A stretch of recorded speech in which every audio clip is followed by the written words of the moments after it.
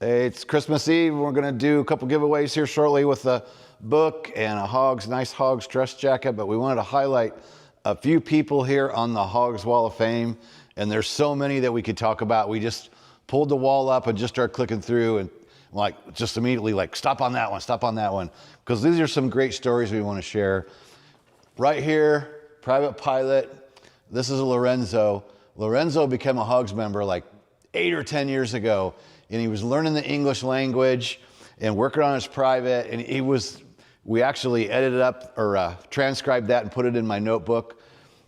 It was just a super neat individual, and the fun story, he started out with us with his private, did all of his ratings, and then when he wanted to get started in the commercial world, commercial environment, he bugged a tuna boat operator that had an MD-500 once he had some time under his belt, and he bugged the guy every single day until the guy finally, after like 2 months, gave him a job because he was tired of Lorenzo calling him every single day asking for a job. Proof that if you want it and you go after it, you can do it.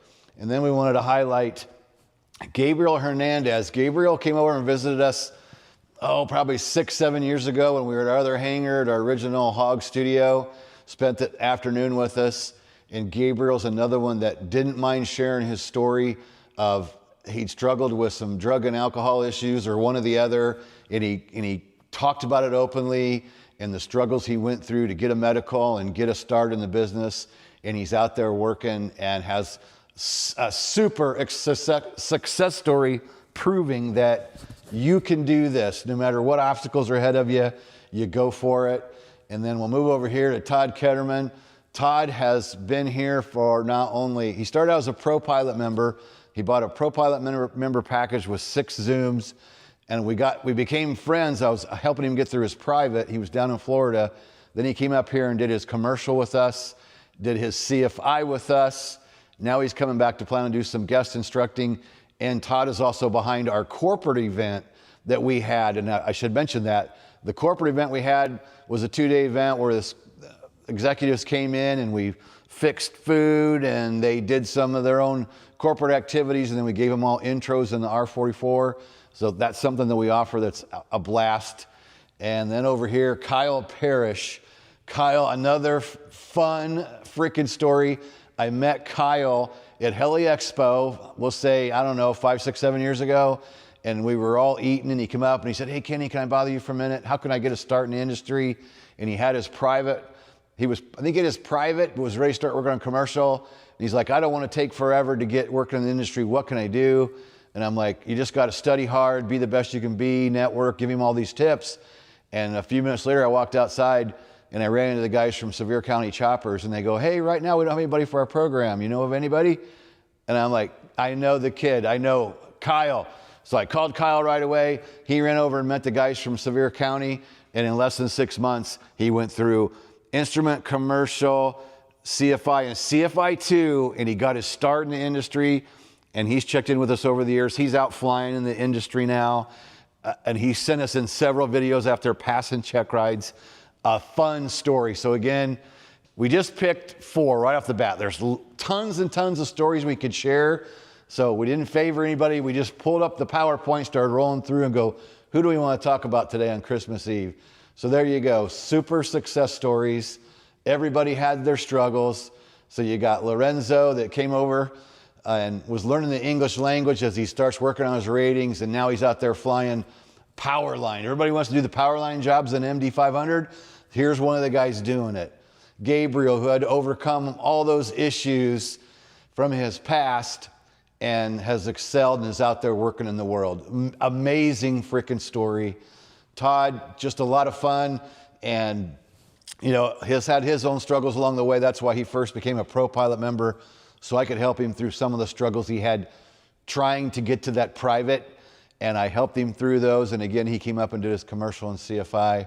And then Kyle, what a fun story. Just a neat kid, and he's super full of energy and sends us videos, and just couldn't be more proud of Kyle along with everybody else. So that should lead us back to heading over here. Gabriel's now a captain, right? That was another guy, I think. I'm not sure what Gabriel's doing, but I know he's flying. So Lindsay's got our stuff ready to go over here. 1. All right. We're going to give a couple things away here real quick. Not real quick. We're going to give a few things away. But do us a favor before we do the giveaways. Give us a subscribe on the channel if you haven't yet. Just because, and I know you get sick of hearing that. I get sick of hearing everybody say it. But it really does help us out if you give us a subscribe. Trying to inch our way up to 50,000 subscribers. Doesn't mean anything. I won't get any awards. Nothing's going to happen. It's just 50,000 has been kind of my goal for a few years. And if once I hit 50, I'll feel like, cool, I got 50,000 subscribers on YouTube. And after that, whatever happens, happens. So what we're going to give away shortly is first, signed copy of Private Pilot 101 Helicopter Training Blueprint. And then we'll make you listen to some questions and answers a little bit longer. And then we're going to give away this. These are nice. I only ordered these one time. It's a Hogs dress jacket. These were a little pricey, and everybody that wanted one got one. And we have a large left. That's the only size we have. It's just a large. So that's what you'll be competing for. And it'll be a simple question that anybody can answer. Anybody, whether you've ever flown or not. So that's going to be the second giveaway. All right, so the premise is flight training questions. Do you have any questions as of yet, Lindsay? Not yet. Not yet. Okay, so ask a question in chat, anything flight or ground related. Hopefully I can answer it. 95% of the questions I can usually answer. And while we're waiting for a question, there's a free PDF link down below. So it doesn't matter whether you're brand new and you're just getting started, that's what this is geared for. However, there's tons of tips and tricks and information in here, and just things are going to help you throughout your training. Even if you're past private, it's still a good read. There's tons of information in here. You know, we learned that the people that we help every day, usually when they call us up or text us or email us, they've got a struggle, and usually whatever it is they're struggling with usually has a pretty simple answer to it. And this has been a common theme, that what seems like a mountain to you can be a molehill after we kind of just give you a little bit of guidance, and it usually doesn't take much to help you get past those struggles. So Lindsay, let me know when somebody asks a question. Bell429 wants to know, what are the night flying requirements? Night flying requirements. Ooh, you know what? That's a freaking great one. Night flying requirements. All right. If you want to take up passengers at night, you have to have 3 takeoffs and landings in the make and model of aircraft in the preceding 90 days. So the part of that question that always gets asked, like on check rides, you could do those during the daytime. Those are qualified only for you to only take up passengers in the day. If you want to take passengers at night, you have to do those takeoffs and landings at night. However, if you do night, that does qualify you for day. So that'd be one of them. Another one is aircraft lights. When should your aircraft lights be on? They should be on sunset to sunrise. What is the definition of night? Definition of night is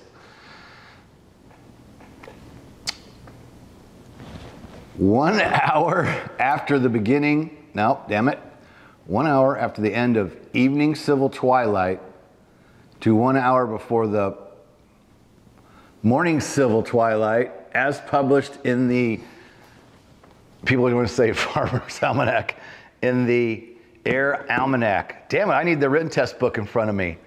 I should find that, because this is, I always say that the night stuff is super, super tough.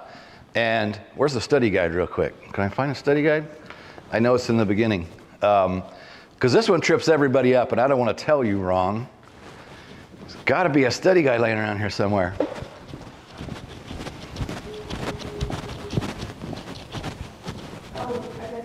Right here. Got an open one? All right, so we'll talk about this while I flip through it. This is our private pilot study guide. We haven't mentioned this in a while. We need to go and update it and change the verbiage, because it says, there still says PTS in there. So that needs to be updated to ACS. But Brian Rutledge put this thing together, and this has over 400 questions that you could be asked on a check ride. And in the first section, of course, night comes up. Aha, memory aid, right? We're taught in CFI training, if you don't know, or you're not sure, you look it up. And these are hard to spout off, and this definitely will get you on a check ride. So let's go back to the definition tonight. I was close. The time between the end of evening civil twilight and the beginning of morning civil twilight, as published in the Air Almanac, converted to local time. We covered when must the aircraft position lights be on? During the period of sunset to sunrise. When can you log nighttime flight? The time between the end of evening civil twilight and the beginning of morning civil twilight, as published in the Air Almanac, converted to local time. When can you count your takeoff and landings as nighttime? This answer is beginning 1 hour after sunset and ending 1 hour before sunrise. That is the nutshell of the questions that you might be asked on a check ride. And I will tell you that they always ask, private, commercial, CFI, doesn't matter. You're always going to get asked that night stuff. Because you can see, you ask me on the fly, and I struggle to kind of try to spit it out. So what I do, I grabbed a quick resource that I knew could help me out. Because those are kind of tricky, and why do they word those the way they do? I don't know. It's kind of weird, and sometimes somebody might want to argue why does that say that way? Why does it say that way? I don't know. That's how the FAA wants you to respond. And then I guess the other thing I can think of at night, this comes up a lot, right? Like I was doing a Zoom yesterday with we have 2 FAC members coming, one for a CFI add-on and a initial commercial coming the end of January. So I did a Zoom with one of them yesterday, and we covered what do you have to have day VFR, any helicopter, then what do you have to have day VFR in a Robinson, R22 specifically, because that's what his check ride is going to be. And then I said, what do you have to have at night? And this comes up every time I'm prepping somebody, right? And what we've been telling people lately is since we do all of our training and our check rides here at the Hogs Hangar, we have the R22 or R44, either one, right with us as we're doing the ground school. And over there by the Hogs Wall of Fame, we have 2 couches and a table, and that's where we sit and do our ground. So people struggle with night when you say, what do you have to have on the aircraft at night? And if you just sit there and try to think through it, it's a little tougher to repeat, but I tell them, just think about it. Think about the aircraft sitting there, start at the very nose, and then just work your way down the aircraft. I think is probably one of the best ways to memorize what do you have to have. So if you just think about the aircraft, I have the luxury of it sitting here. So start at the very nose, you gotta have your landing lights working, of course. So you got landing lights. Then you go into the cockpit of the aircraft, you wanna have your instrument panel lights working, whether you're illuminated through the dash itself or you have a light that shines down. You want to make sure your instrument gauges and lights are lit up, are illuminated for nighttime. You should have a flashlight in there with you because night flying is very, very challenging. So a flashlight with you in the cockpit, super, super handy. On the side, you got your anti-collision left and right. And then for Robinson flyers, remember underneath the panel right there where you check your illumination of your lights, your test lights, there are spare fuses in there. So spare fuses is another thing that needs to be in there. So spare fuses. And then before we move further back, alternate source of power, which easiest explains is you must have an operating battery and an operating alternator. Sometimes people go, well, that's kind of dumb, right? Those always have to be on, right, and working. Well, for day flight, there are aircraft out there that don't have electrical systems, or maybe have just a battery for running things, or maybe just an alternator. They don't have both. So if you want to fly at night in a helicopter, you must have a functioning alternator and battery. Also meaning, if you know the battery's bad, you can't just jump start it and go fly and run off your alternator, because if you lose your alternator, then you got no reserve battery power. So the alternate source of power, you must have an operating alternator and a good battery. And then if you move back a little bit further back, on the Robinson we have an anti-collision light on the tail, that's got to be working. And then you got your navigation light on the back. So I think that's kind of the easiest way to just think through night stuff when, what do you have to have on you at night? And then the other thing that pops to my mind would be, my favorite question on check or PREPA people is, how do you fly your approaches at night in a helicopter versus the way you fly your approaches night and day? What's the difference? My answer is you fly them the same. However, you need to be not afraid. You need to be aware, don't be afraid, be aware of your night illusions, that the ground comes at you.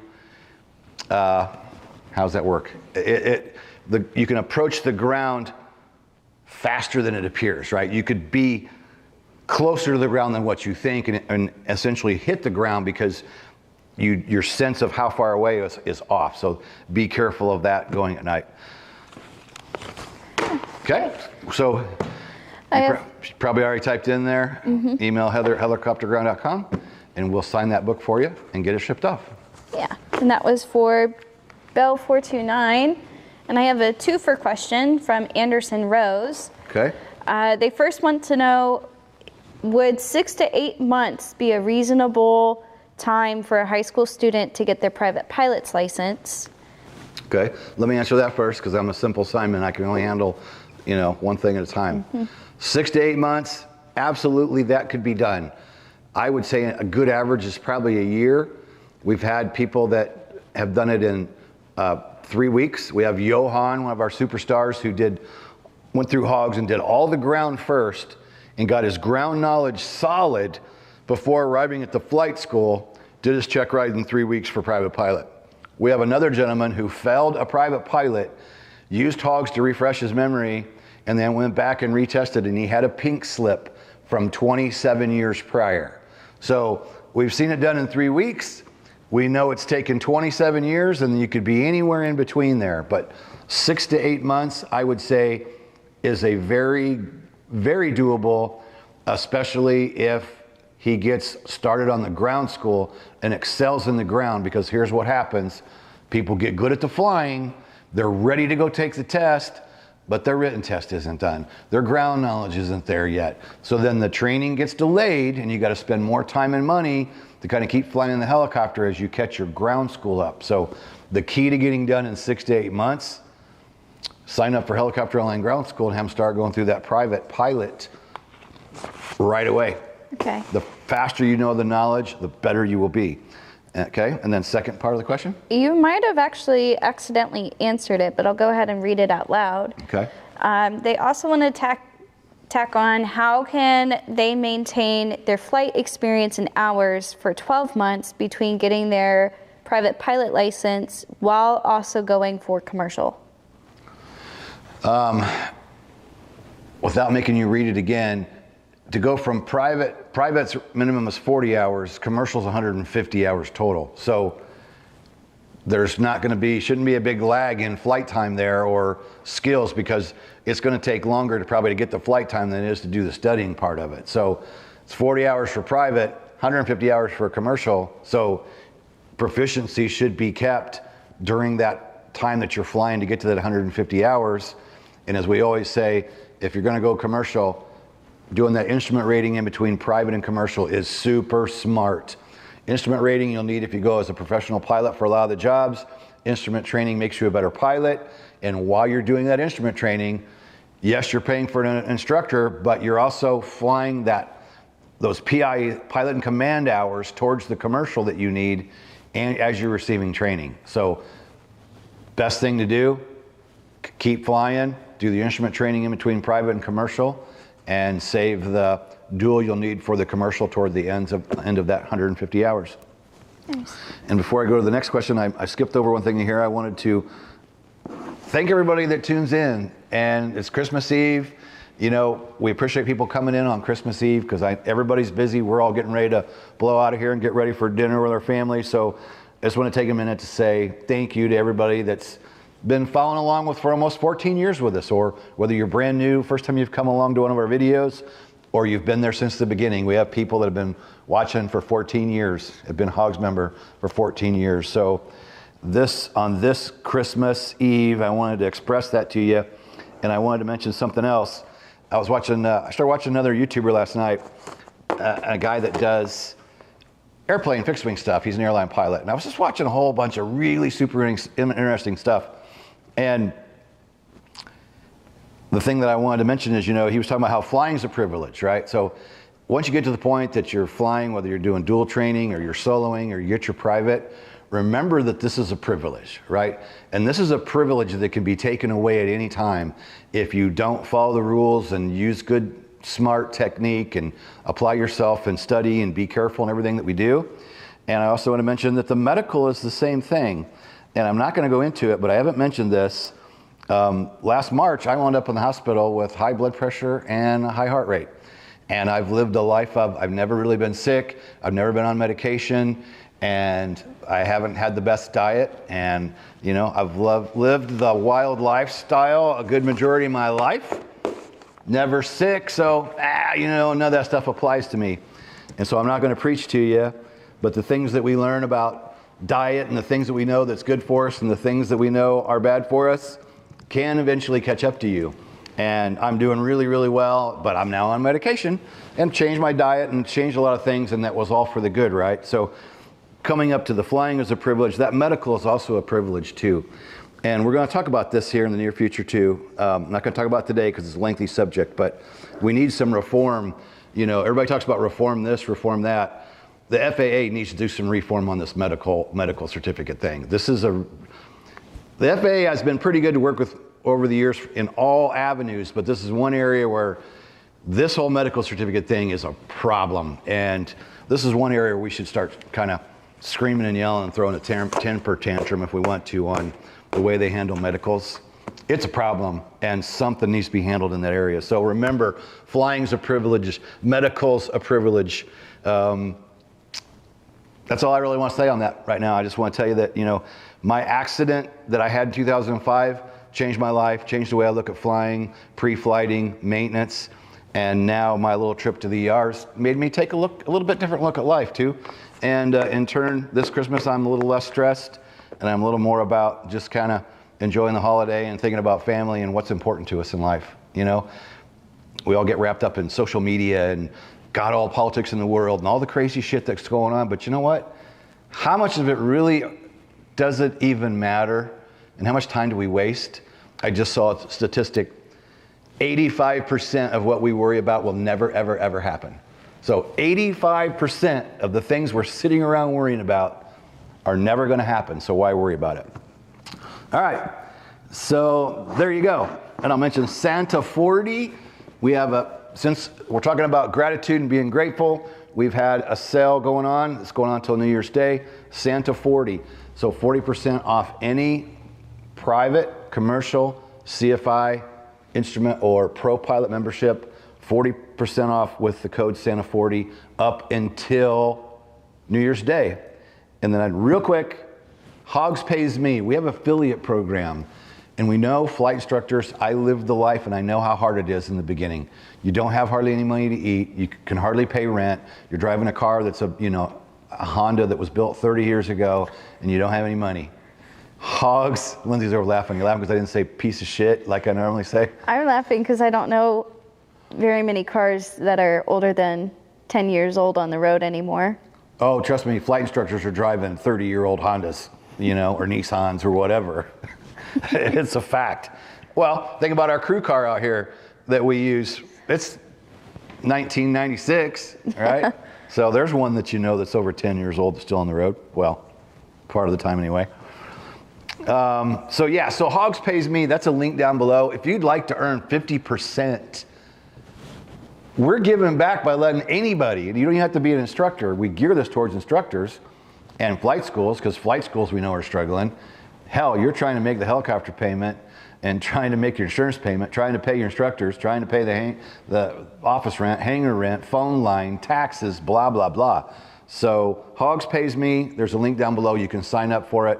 If you have any trouble, you can reach out to Hogs Member Support 574-767-1797, and Heather will help you out with that. So hogspaysme.com, earn 50% of our sales as long as somebody keeps a membership.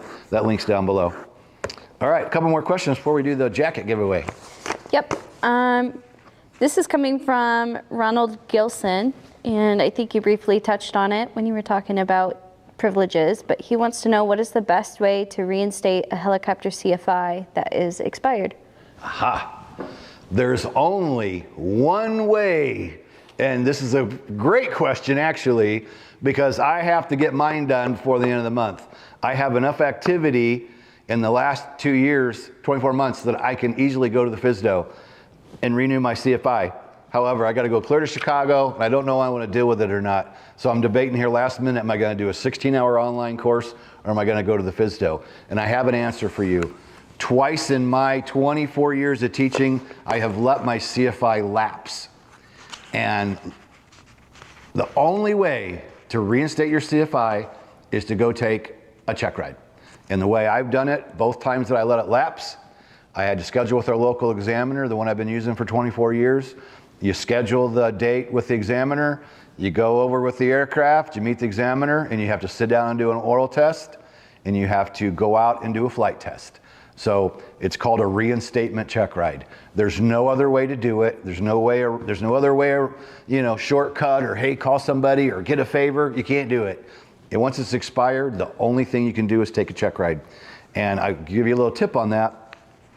The reinstatement check ride for me, the first one he did years ago, I thought was fairly easy, but the one he did for me 4 years ago, I'll be honest, transparency here, right? I'm like, heck, we've been doing check rides together for 20 years. This is gonna be a piece of cake. I'm just gonna go in, answer a couple questions, go fly a maneuver or two. He'll sign me off. And I'll tell you what, even though we're friends and been doing check rides forever, I think my oral was about 2 hours, like way more than I expected. And then we went out and did a full 1 hour flight together for my reinstatement check ride. So for your reinstatement check ride, don't overlook going back and studying all the private pilot stuff, everything that we learned, and then you have to teach as a private pilot, go back and review it.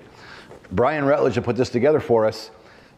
He made this shortly after I went and did my CFI renewal, and once he made this and I went through it, I was like, holy cow, I wish I would have had this before I went to my CFI check or reinstatement, because I would have went through this thing, because Brian has found 400 phenomenal questions. Even though this is a private pilot study guide, it's what a private pilot's got to know, right? And that's the stuff that we got to teach. So a little plug there for the study guide. We'll make sure after the videos below we'll make sure we put that link down below. But refresh your knowledge before you go for that reinstatement check ride. Lindsay has her hand up. I do. It's a question about what you're talking about with reinstatement. Is that kind of like your driver's license where every 7 years it expires, or is it every 4? 24 months. Every 2 years? Yep. We have one license is my commercial pilot's license. So that license doesn't expire. I got to do flight reviews to keep that and stay current. With my certified flight instructor rating, that's another license. With every 24 months, before the 24 months is up, I have to I can go to the FSDO and show that I've had at least a minimum of 4 to 5 students have passed on their first attempt in the previous 24 months. I can go online and do a 16-hour online course. There are places that put on instructor refresher courses, like a 16-hour course over a weekend. You can go do that. If you are in a position where you regularly evaluate pilots, like you're working, example would be your 135 check airman in an EMS operation, and on a continual basis, you go evaluate pilots. You can, off that activity, you can go reinstate your CFI. So those are the main ways, right off the top of my head, of how you can renew it. But you have to renew it before the end of that 24th month. If you miss it, you're out. Jay just added in chat. He said, new rule as of December 1st this year. Pilots have an additional 3 months after it expires. Really? See, I knew he put out some stuff on the CFI stuff, and I guess I should have watched Jay's video. Jay, are you serious? Are you telling me I got 3 more months? Is that what he just said? Yeah. New rule as of December 1st, 2024. You have an additional 3 months after it expires. Well, hell, I didn't know that. Jay, you need to keep checking in on these videos, man, so you can keep me abreast. I know you're the guy who is always on top of the latest, newest stuff that comes out. And I appreciate you joining our chat today. And let me tell you who Jay is. Jay is from, I'll plug his channel for him. Jay is from Helicopter Training Videos. And over the years, I've been on YouTube 14 years. Jay's been on there as long as me or longer, approximately the same time. He's right around 50,000 subscribers. And for years, I've known Helicopter Training Videos. And I know they're on YouTube. I've watched a lot of them. I always knew that he was a knowledgeable guy and made some good content. And this past summer, he was in the area to visit some family, and he called up or emailed us and said, hey, I want to swing by. And we made it happen, and he came by and spent an afternoon with us here with me and Lindsay. And we had great conversations talking about helicopter training and all kinds of stuff, right? And so Jay, fellow helicopter video maker in the chat. So you can go, if you haven't checked out Jay's videos, you should. Helicopter Training Videos on YouTube. He's very worth the watch. Absolutely. So thanks, Jay. Thanks for tuning in, and somebody's got to watch over me and keep me in line. So glad you're there. Okay, so we're moving on. This is a time and true, always, every day we get the same question. This is coming from Martin Lewis. He is 50 years old, going on to 51. He recently purchased our Pro Pilot course and is in the HIMSS program and is wondering, is it too late to get his commercial rating? Absolutely not too late. And it's a great question. Glad you asked, and we'll cover it again. One thing that we've seen here in the last, I'd say 5 years or so, is a lot of people getting their ratings in their 60s and even 70s. And I think that that's absolutely phenomenal. And I think part of it is, one of them, I guess we could say COVID would be part of it. And as much as COVID was, a bunch of crap and frustrating as it was, a lot of people after COVID went, you know what? After that world going nuts and things getting shut down, changes people's way of thinking. They go, I've always wanted to do this helicopter thing. And after going through that, I decided, you know what? I want to do it. So hands down, no, it's not too late. Absolutely not. I would hire an instructor. Let's say, you're just in your early 50s. You get your CFI. I'd hire you in a freaking heartbeat. Nothing against a younger person or younger CFI. I would hire a newer CFI. But would I hire a guy in his 50s with a new CFI? Absolutely, I would. Absolutely. Hands down. I don't think it's too late at all. And I don't even know why. I guess that's what society does to us. And that's what, some instructors will do to people. I heard we have an instructor 30 minutes down the road who some guy in his 40s called him up and he said, you're too old, and hung up the phone on him, right? Like, I get that attitude comes sometimes from people, but I also think that now that I'm in my 50s, you realize how much society really looks down. I mean, it's like, oh my God, once you hit 60, your life is over, right? That's the way we're made to feel, and that's the way society operates. And it's just like, oh God, the big 60, oh God, your life's over. And it's such a pile of shit. And the way that society, looks towards somebody who's older, now that I'm getting there, I just don't appreciate it at all. And I want to think that I can keep doing what I do for the next 20 freaking years. Whether I do or I don't, we'll see. But I sure hope I can. So absolutely not too late. Absolutely not. Mm-hmm. I mean, we're coming back down to Bell 429, and he wants to know what medical class is required for commercial, and if you're ATP rated, is it a Classic 1 or 2 that is required? Well, first question, if you're going to do commercial work, you have to have a Class 2. And I just had this question through email. It might be the same person, but I think it's somebody different. A gentleman that owns his own helicopter, and he wants to know if he can do commercial work with a Class 3. And I'm like, unfortunately, not that I know of, no. To go out and do commercial operations and be paid, you need a second class medical. And then as far as the ATP goes, I don't have my ATP. I think ATP you have to have. I think it would be the position what you're going to go do. If you read the second part of the question again. If you're ATP rated, is it a Classic 1 or 2 that is required? I think it's one if you're going to do a job where you're operating as an ATP. God, phenomenal question that I'll have to, actually, I'm not going to make everybody wait while I dig out the FAA, but I'm assuming that, now ATP would just depend on what you're doing, what your job is. You could be an ATP, but you're going to fly just a normal tour job, you would need class 2. So if you were holding an actual ATP position, like flying for the airlines, I believe those are first class. So that's the best of my ability on that one. Not big on the ATP thing. I don't have one. ATP in the helicopter world isn't real prevalent. There are guys that get the ATP, but not many jobs require ATP in helicopters. I see Lindsay looking at me. ATP is airline transport pilot. Oh, okay. So like if you're flying for American Airlines, you have to be an ATP. Okay. In the helicopter world, usually a commercial's enough. I mean, there might be some jobs that require an ATP, but pretty uncommon. I don't know that many people that even actually get their ATP in a helicopter. You can get it, and great if you do, but for most jobs that we know of, not required. Okay, before I move on to this next question by Howard, Jay just entered in on the chat. I figured he would. It's gonna burst your little bubble, Kenny. That's all right, burst my bubble. On the extra 3 months of the reinstatement period, you will not have CFI privileges until you get reinstated. That's fine. I don't have a problem with that. Okay, so back to... Just on that note, right, if you're not active, if you're not currently signing somebody off, and that gives you an extra 3 months, and I don't have to worry about it until, you know, I can let it kind of drag into January, that's fine. Because I got Hauser coming in here to help me, and so not a big deal. So didn't really burst my bubble. Doesn't affect you. No, that's nice, though. I'm glad they did that. We like to, as I mentioned earlier, we like to complain about the FAA, right? And it's the federal government, so we know treatment. Let me rephrase this. People that work for the FAA, I've always had good luck with. I don't have a problem.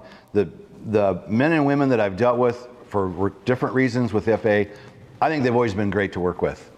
The FAA as an organization, being a federal, a lot of stuff they do, a lot of times we just go, and we will always, the saying is, in the infinite wisdom of the FAA, right?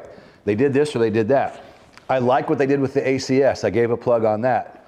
And if they gave us an extra 3 months to get that thing renewed, I think that's a good thing. So thank you, FAA. I think that's a smart move. And if, sure, it's and I say this because I let it lapse one time.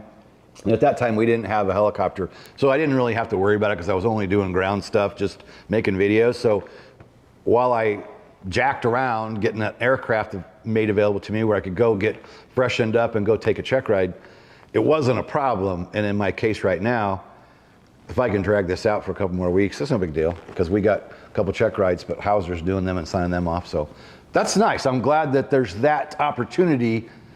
You got an extra little time there to get in, and because people procrastinate, right? Like me, you wait till like, oh shit, it's almost Christmas. I gotta get this renewal done before the end of the month. Damn it. Thinking it was gonna be, oh, I gotta go take another freaking check ride, which I can do. I have the aircraft, but that's a half a day of screwing around, bothering my examiner buddy, and then I gotta refresh my knowledge and go sit there and answer questions like a student, which that's what I help people do, but I don't like being there on the other side of the table any more than any of you.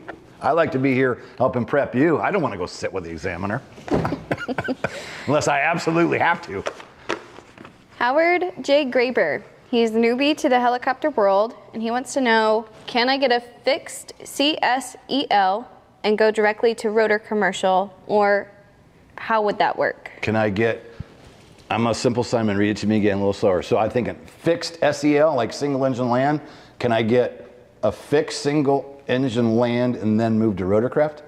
Directly go to rotor commercial, or how would that work? How you would could. he So get there? if he's going to do, you could do. Are you going to do private fixed wing, or are you going to do commercial fixed wing? You can do this, I believe. You could get a private fixed wing, and then you could train in the helicopter as long as you do all the commercial requirements. All the required stuff, you get the amount of time in the aircraft that you need, the PAC time. You could go take an initial commercial, I believe. I think that's allowed. I have personally never done that. I've never signed anybody off that way, but I think that's legal. And if Jay's in the chat, maybe he could tell us, but I think you can do that. I think you can get the private fixed wing, and then you could go do a commercial helicopter. But I don't know why you would. I mean, why not just go get the private helicopter and then build your time and get the commercial helicopter? And I don't understand the sense of why would you need to do one and do the other, because if you want commercial helicopter time, when you go to apply for jobs, they only care about how much helicopter time you have. So the fixed wing time isn't really going to be any benefit to you other than maybe you just want to learn to fly airplanes. That's great, but it's not going to help you in the commercial environment. It's actually going to hurt you, because I'm telling you that first job is going to be hardest to get. Insurance companies look at how much helicopter time do you have. So I'm not saying don't do it, and you might have a valid reason for doing it, but I would recommend private helicopter, commercial helicopter. That's the way I'd do it, but I think you could. I think you can do private airplane and then do initial commercial. I think it's possible. Okay, moving on to Christian Bach. He's a new CFI, and how do you balance giving ground instruction with flight instruction versus assigning hogs and just doing review after flights? Ooh, that's a great question. Did he say he's a new CFI? Mm-hmm. Just okay. This is a great conversation. This is good for students and instructors. Here's the problem I see with the industry. You have your flight schedule, 8 a.m., let's just pick some numbers, 8 a.m., 10, noon, 2, 4, 6. Let's say you got a couple helicopters and a couple instructors. So you're running people in, one person at a time, but you're running them in from 8 to 10, 10 to 12, 12 to 2. I don't think there's any way to do a valid 1-hour flight lesson if you're going to include, you come in the door, sit down with your student, hey, how you doing? How you feeling today? Did you get anything to eat this morning? You feel good? What have you been doing? What are we going to do when we get in the helicopter? Go do a proper pre-flight, get fuel, fly 1 hour, come back, sign log books, debrief the flight. Hey, how was that flight? Okay, I like what you did here. I like this. I like this. Next flight, we need to work on this. And maybe we'll add something new, but we want to do a little review on that and see if we can clean that up. That's 3 hours. That's 3 hours minimum. So number one, if you're working in a typical flight school and they're making you do 2-hour blocks, I think you're already kind of set up for failure. Not meaning you can't do it, but it's not leaving you, it's not beneficial to the students and the instructor. You're rushed all day, you barely get time to eat.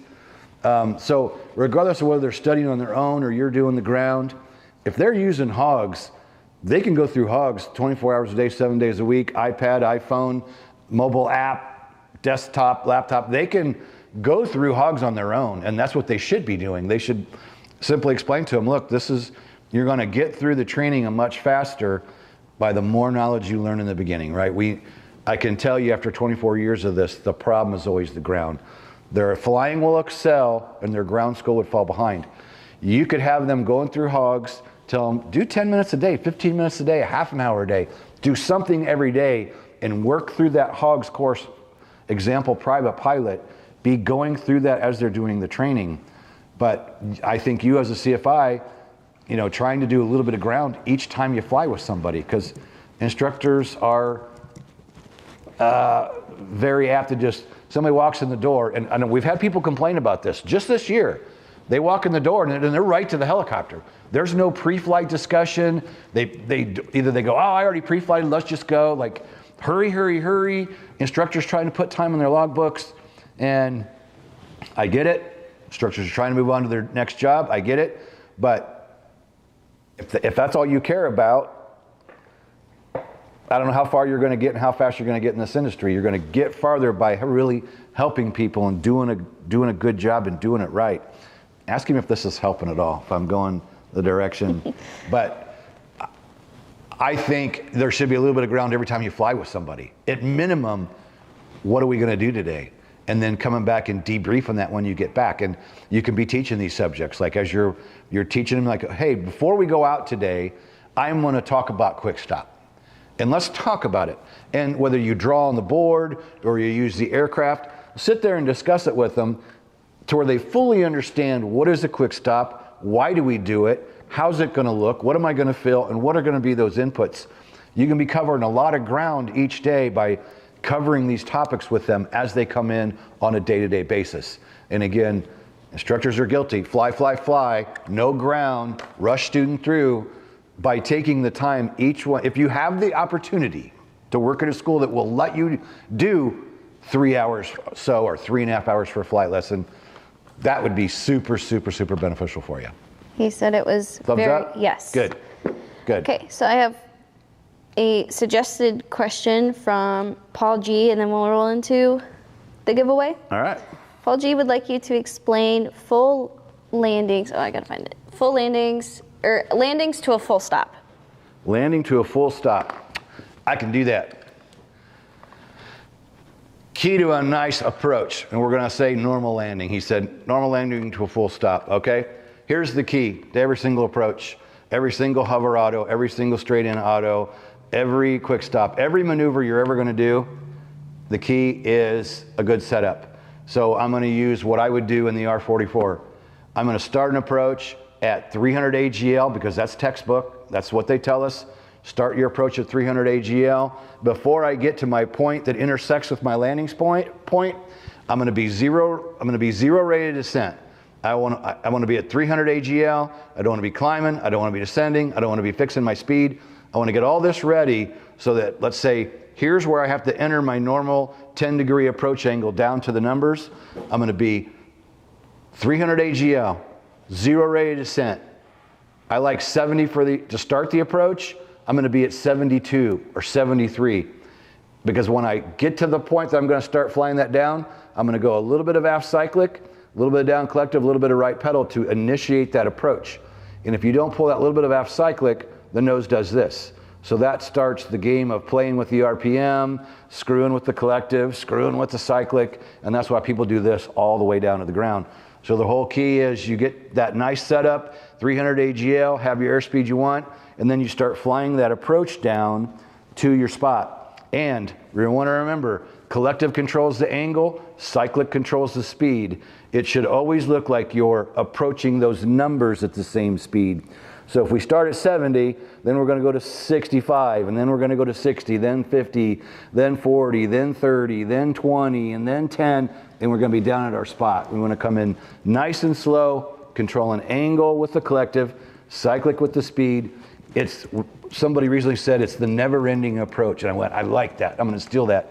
It's the never-ending approach because it feels like it's taking freaking forever and ever and ever to get down there. And I remember I watched a Sporties video way back. I remember, So You Want to Fly Helicopters. I watched the copy from, 30 years ago, and they're like, oh, you keep 60 until you get 50 feet above the ground, you should be at 50. 40 feet, 40, 30 feet, 30, 20 feet, 10 feet, 10. I'm like, who in the hell can do that? That's ridiculous. You start slowing this thing down at the very beginning. You gradually slow it down the whole time. You want to keep the helicopter nice and level. The height velocity diagram does not apply, people. People go, oh, but you're in the height velocity diagram. Height velocity diagram is built for takeoffs. It's not built for approaches. There, in a nutshell, there's my normal approach. That was kind of quick, but a normal approach, there's a little bit of art to it. And anybody comes here and we go out to fly, hey, go show me, let's just show me a normal approach. And they're like, that's it? I'm like, yeah, just show me a normal, take off a normal approach. Because that sets the tone for how they're gonna fly, and I make that evaluation pretty quick. And some of the key people that I've been lucky to fly with, I've got to fly with some really, really good people who had really good reputations and I looked up to. And when they said, just show me your normal takeoff, your normal landing. And then I did it, and they go, that's exactly how I would teach it, don't change a thing. And lucky that was early in my career, and I had good people that said, people are gonna tell you how you're doing that wrong, but this is how we want it done. Don't listen to anybody, just keep doing what you're doing. So that's the key to a nice normal approach. Easier said than done, but there is an art form to it, and the key is setting it up nice. Setting it up, if you set it up nice, it's gonna be nice. If you set it up sloppy, it's gonna be sloppy. Okay, so This is going to be so easy to win. And I made it so easy to win the nice jacket. Disclaimer, if you want a product already, give a chance for others, okay? And let's, we can go within reason here, right? We know there's some people that have won everything, right? Like, there are people out there that have won everything, and then after the fact they go, hey, you know what? I do have that already. Go ahead and give it to the next guy. Well, this is Christmas Eve.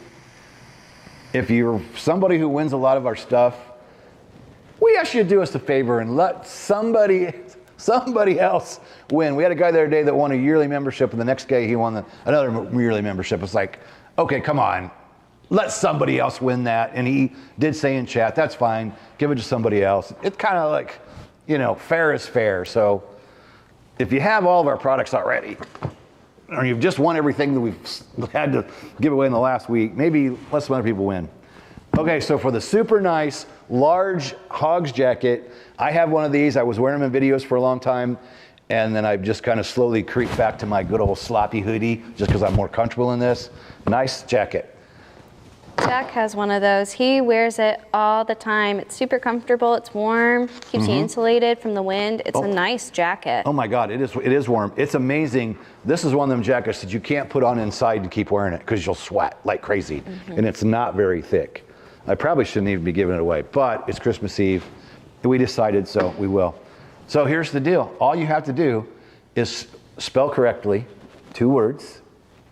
Please capitalize the first word, capitalize the second word. Please put a proper space in between and spell correctly, Merry Christmas.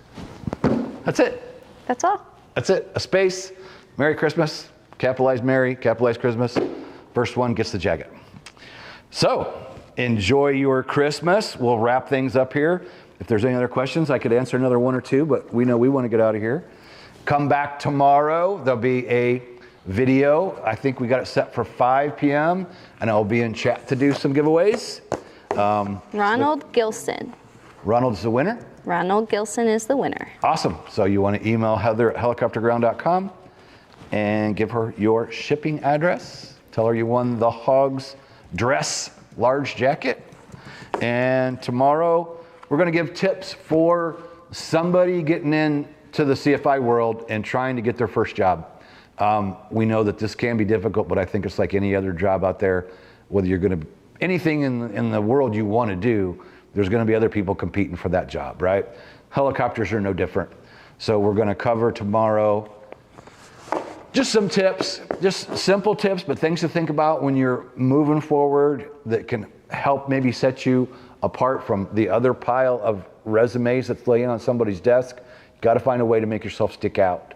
So some tips on getting your first job, and we're going to give away in chat, we'll give away a book, and we're going to give away another yearly private pilot 12-month membership.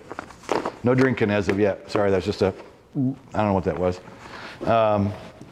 No drinking. All right, what else do I got to do? Any other questions? You want to plug any links? Yeah, before we go, the link is down below for Private Pilot 101, free PDF. There's also a free PDF for the study guide. You can check out the very first chapter in the study guide at a free PDF link down below. If it's not there, give us a few minutes. Lindsay will put it in as soon as the video's done. hogspaysme.com, become an affiliate. We'll pay you 50%. Only really trick to it is we wait until a person makes it past the 30-day refund mark. And I think that's totally fair, right? We have a 24-hour test flight for free. Then you can sign up for 30 days with 100% money back guarantee. So after that person makes it past their first month, we'll issue you a payment after that 30 days is complete. If they buy a yearly, we just pay you again after the 30 days. If they buy a Pro Pilot, again, after they make it 30 days and don't refund, we send you a payment. It goes right to your PayPal. You must have a PayPal in order to sign up for it. But as an affiliate, you get your own administrative back office to our site, right? So you'll be able to log into that. And if John Doe bought a Private Pilot membership, you'll see how many months he stays. you'll see what came in, and you'll see your 50% commission for as long as that person keeps the course. Same way as the yearly and the pros. You'll know what we owe you. So there isn't any, hinky anything going behind the scenes. It's right there. And you have to take the link that's assigned to you and have your, if you're a flight instructor and you're having your students sign up, they have to use your link. By using your link when they go to our site to purchase, that's how we track and give you credit for that commission. So that's down below. AskHogs.com. A lot of people have been using it. Every day I get a report. So I know, like yesterday, there's 25 questions went to the clone. And if the clone can answer, we'll get a notice. Hey, the clone couldn't answer this question. Can you elaborate? So what we do is we'll work that into our content, like our YouTube videos or our paid site. We'll work that comment in, we'll do a video on it, and then we upload that to the clone. So then the clone now has that information. And it's amazing how much it can answer. Has 14 years of my digital content loaded in it. Over 6 million words that I've spoken in either a video, a podcast, a blog, paid site, YouTube, whatever. It's all in there. And as we create new content, it all goes in. And that's what that clone's pulling from. And it talks in my tone of voice, talks a little more clearer than I do, talks better than I do. But of course, it's AI. But that's pretty cool. It's askhogs.com. That's down below. 24 hours a day, 7 days a week, you can get your questions. So we'll sign out. Thanks, everybody. We appreciate coming in on a Christmas Eve. I'm thrilled we had the people came in that did. And come back tomorrow to win more. And we'll be live every day until New Year's Day. So Merry Christmas. See you soon. Merry Christmas. Peace out. Peace out. You feel the pressure to fly, but know the right decision is to stay on the ground. Hit the hogs, no go, and live to fly another day. Helicopterground.com